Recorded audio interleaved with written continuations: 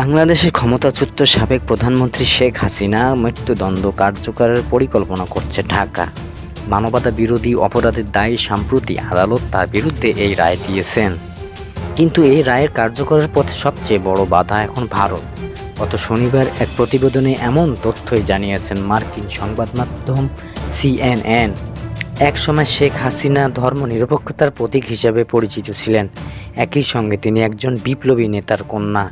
1970-এর দশকে বাবার নৃশংস হত্যাকাণ্ড তার রাজনৈতিক উত্থানের পথ খুলে দিয়েছিল।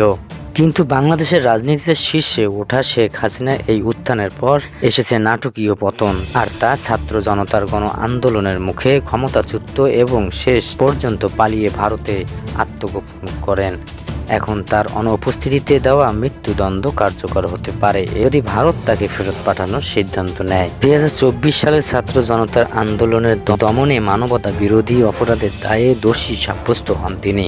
আন্দোলনটি শেষ পর্যন্ত তার সরকার পতন ঘটায়। এখন তিনি দুই দেশের রাজনৈতিক টানাপোড়েনের কেন্দ্রে রয়েছে, কারণ তাকে ফিরিয়ে দেওয়ার দাবি বারবার করে চলছে বাংলাদেশি রাজনৈতিক বিশ্লেষক মুবাশ্বের হাসান বলেন, তিনি জনরস এড়াতে দেশ ছাড়তে বাধ্য হন, ভারতে লুকিয়ে আছেন আর মৃত্যুদণ্ড পেলেন। ঘটনাটি সত্যি ব্যতিক্রমী।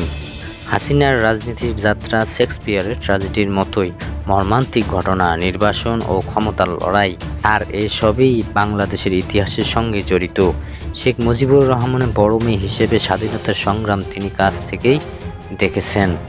পরিবারের সদস্যদের হত্যাকাণ্ডের পর রাতারাতি নির্বাসিত হন হাসিনা। 6 বছর ভারতেই কাটান এবং এটি ভবিষ্যৎ জীবনের ভারতের প্রতি তার আস্থাকে দৃঢ় করে। 1981 সালে দেশে ফেরার পর তিনি দেখেন জনগণ নতুন আশা নিয়ে তার দিকে তাকিয়ে আছেন। অন্যদিকে রাজনীতিতে প্রবেশ করেন আরেক ট্র্যাজেডির চরিত্র খালেদা জিয়া। আওয়ামী লীগের নেতৃত্বে নিয়ে শেখ হাসিনা বহু বছর সংগ্রামের পথ পাড়ি দেন। পরবর্তীতে 15 বছর তিনি কঠোর হাতে দেশ শাসন করেন। এদিকে দ্রুত অর্থনৈতিক প্রবৃদ্ধি, অন্যদিকে মানবাধিকার লঙ্ঘন, মিডিয়া ও বিরোধী দলের অপর দমন পীড়ন বাড়াতে থাকে। কিন্তু দেশের অভ্যন্তরে বাড়তে থাকে দমন পীড়ন। সমালোচনা করেন সে সময় প্রায় অভিযোগ করেন, যদিও বহু আন্দোলন ও হত্যা চেষ্টার মাধ্যমে হাসিনা ক্ষমতা টেলেনি, কিন্তু গত বছর শিক্ষার্থীর আন্দোলনে ছিল অন্যরকম।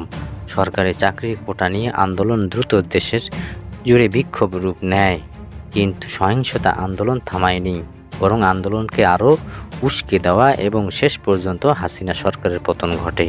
হাসিনার বিরুদ্ধে অভিযোগ ছিল বিক্ষোভকারীদের হত্যা করতে উস্কানি দেওয়া, বিক্ষোভকারীদের ফাঁসির আদেশ দেওয়া, ড্রোন, অস্ত্র, হেলিকপ্টার দিয়ে আন্দোলনের দমন পীড়ন নির্দেশনা।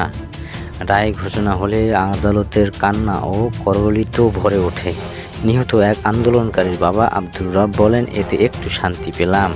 তিনি বলেন, ভারতে হাসিনার বিরুদ্ধে অভিযোগকে রাজনৈতিক অপরাধ হিসেবে বিবেচনা করবে।